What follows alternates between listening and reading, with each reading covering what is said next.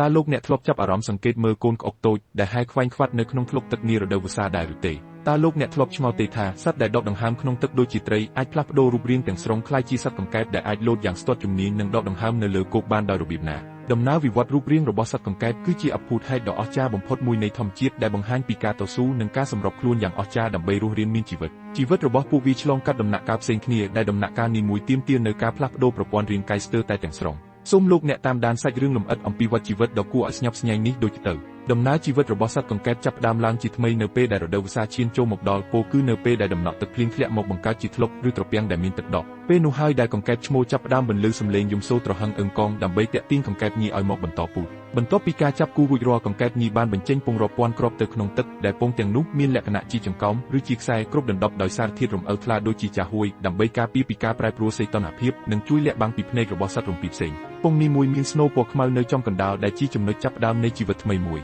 នៅក្នុងដំណាក់កាលនេះពងកង្កែបត្រូវពឹងផ្អែកទាំងស្រុងទៅលើសីតុណ្ហភាពនៃទឹកនិងពន្លឺព្រះអាទិត្យដើម្បីលូតលាស់ទោះបីជាមានពងរាប់ពាន់គ្រាប់ត្រូវបានបញ្ចេញក៏ពិតមែនប៉ុន្តែមានពងតែមួយចំនួនតូចប៉ុណ្ណោះដែលអាចរស់រានមានជីវិតរហូតដល់ញាស់ខណៈដែលពងភាគច្រើនត្រូវខូចខាតឬក្លាយជាចំណីដ៏ឆ្ងាញ់ពិសានៃត្រីក្តាមនិងសត្វល្អិតក្នុងទឹកជាដើមបន្ទាប់ពីចំណាយពេលប៉ុន្មានថ្ងៃឬប៉ុន្មានសប្តាហ៍អាស្រ័យលើប្រភេទអាកាសធាតុនិងប្រភេទកង្កែបពងដែលនៅរស់រានមានជីវិតទាំងនោះនឹងញាស់ក្លាយជាកូនក្អុកដែលមានរូបរាងស្រដៀងទៅនឹងកូនត្រីទាំងស្រុងនៅក្នុងដំណាក់កាលជាកូនក្អុកនេះពួកវារស់នៅពឹងផ្អែកទាំងស្រុងនៅក្នុងទឹកដកដង្ហើមតាមរយៈស្រកីនិងមានកន្ទុយវែងសម្រាប់ហែលទឹកយ៉ាងរហ័សកូនក្អុកមិនទាន់មានជើងនោះទេហើយចំណីអាហារចម្បងរបស់ពួកវាគឺសារាយសមុទ្ររុក្ខជាតិទឹកតូចនិងមីក្រូរាយរាងផ្សេងពួកវាចំណាយពេលភាគច្រើនដើម្បីស៊ីចំណីនិងលាក់ខ្លួនពីស្រូវនៅតាមគុម្ពសារាយដំណាក់កាលនេះគឺជាពេលវេលាដ៏សំខាន់បំផុតសម្រាប់ការលូតលាស់ដោយរាងកាយរបស់ពួកវាចាប់ផ្ដើមសន្សំសំចៃថាមពលដើម្បីត្រៀមខ្លួនសម្រាប់ការផ្លាស់ប្ដូររូបរាងដ៏ធំមួយដែលនឹងខិតជិតមកដល់នាពេលខាងមុខភាពអស្ចារ្យពិតប្រាកដនៃធម្មជាតិចាប់ផ្ដើមលេចជារូបរាងឡើងនៅពេលដែលកូនក្អុកឈានចូលដល់ដំណាក់កាលផ្លាស់ប្ដូររូបរាងដែលអ្នកវិទ្យាសាស្ត្រហៅថា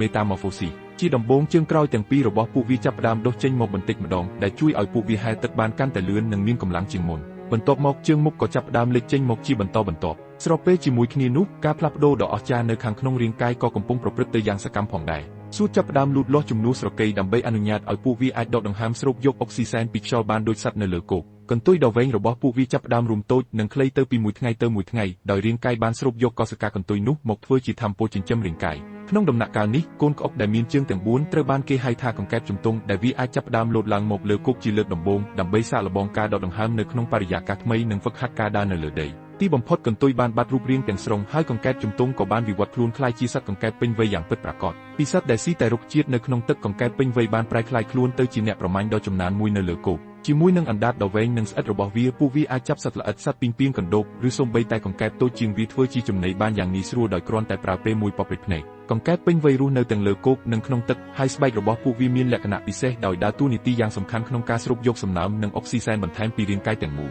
ពួកវាគឺជាភ្នាក់ងារបរិស្ថានដ៏សំខាន់ដែលជួយកាត់បន្ថយបរិមាណសត្វល្អិតចង្រៃនិងរក្សាតុល្យភាពនៃប្រព័ន្ធអេកូឡូស៊ីនៅពេលដែលវដ្តនៃរដូវវស្សាវិលត្រឡប់មកដល់ម្ដងទៀតកង្កែបពេញវ័យទាំងនេះនឹងធ្វើដំណើរត្រឡប់ទៅរកប្រភពទឹកវិញដើម្បីស្វែងរកគូស្រករនិងបន្តវដ្តជីវិតដ៏អស្ចារ្យនេះសម្រាប់ជំនាន់ក្រោយទៀតដោយមិនចេះចប់មិនចេះហើយដំណើរជីវិតរបស់សត្វកង្កែបគឺជាសក្ខីភាពដ៏រស់រវើកមួយដែលបង្ហាញប្រាប់យើងថាធម្មជាតិពោរពេញទៅដោយវេទមន្តនៃការវិវត្តហើយរាល់ភាវៈរស់ទាំងអស់សុទ្ធតែមានតួនាទីយ៉ាងសំខាន់ក្នុងការថែរក្សាភពផែនដីមួយនេះឲ្យមានតុល្យភាពប្រកបដោយនិរន្តរភាព